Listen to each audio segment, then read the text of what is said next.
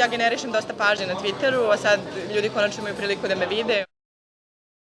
Sad sam htio ja da te pitam neke stvari. Znaš, ako prvo, ko si ti? Zašto se na Twitteru zoveš Koza na štiklama? Kako si došla na tu ideju? Zato što su mahom danas sve princeze i kraljice i primadone. Onda sam imala, ja ću bude kozica. A ja sam rođena u Mostaru, a koza je autohtona domaća životinja mog kraja. Vanja Bahilj, poznatija kao Koza na štiklama, ima 130.000 pratilaca na Twitteru i posle samo godinu dana na ovoj mreži dobila je ponude za pisanje kolumni, skečeva za emisiju Veče sa Ivanom Ivanovićem, a sada i za posao voditelja jutarnjeg programa na televiziji B92. A sve je počelo zbog malo prozivanja. Ja sam nova televizijska zvezda, Ivana. Nisi još, bit ćeš za jedno mesec dana. Ivan i ja smo imali, što bi rekli Amerikanci, mali bif na Twitteru. Šalila sam se malo previše na račun njegove visine i tako. Da smo se čak u jednom momentu i pokačili, mada civilizovano. Ivanov tadašnji scenarista Dušan Bolić je spojio mene i Ivana, tako što je nagovarao mene i nagovarao Ivana da kao napravimo primirje.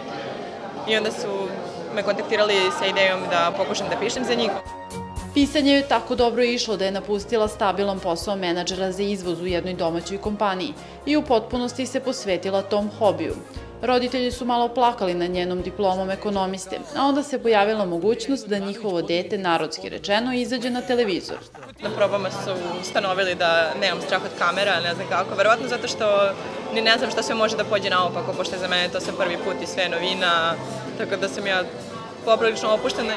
Pisali su mi da sam nova televizijska Lekiš zato što se mnogo iritantno smejem. Iskusnije kolege Marija i Ivan su joj pomogli savetima, na primjer da pokuša da priča sporije. Je bilo, ajde Vanja vežbe sa pampurom. Stavi pampur u zube i pokušaj da pričaš razgovor. To sam pokušavala na dan, dva. A onda sam zaključila da će gledalci verovatno lakše da isprate mene kada pričam brzo nego da se ja trudim da pričam razgovorno i delujem neprirodno. Zašto bi Vanja slušala Mariju kad ima veće stopalo od nje, a od Ivana je viša? Ne gledam ga sa visine, ali jesam, ja mislim malo više od njega. Ali ga ne gledam sa visine, još nismo u toj poziciji. I dalje on šef, a ja početnik. 74. pitanje To je ujutru hot. Marija je više od mene 3 cm, a ja imam, ja mislim, pola broja ili čak ceo broj veće stopalo, tako da ja, nažalost, imam, ja mislim, možda čak i najveće stopalo u ekipi. Uprkos njenom nadimku na Twitteru, Vanju u emisiji ne možemo videti na štiklama, jer želi da izgleda što prirodnije i opuštenije. A sudeći po komentarima, izgleda da joj je uspelo. U principu svi imaju slične komentare, a to je da im ja na TV-u delujem kao da su sa mnom na kafi, što je meni onako ultimativni kompliment, zato što znači da se ponašam onako kako se osjećam i da sam prirodna poprilično.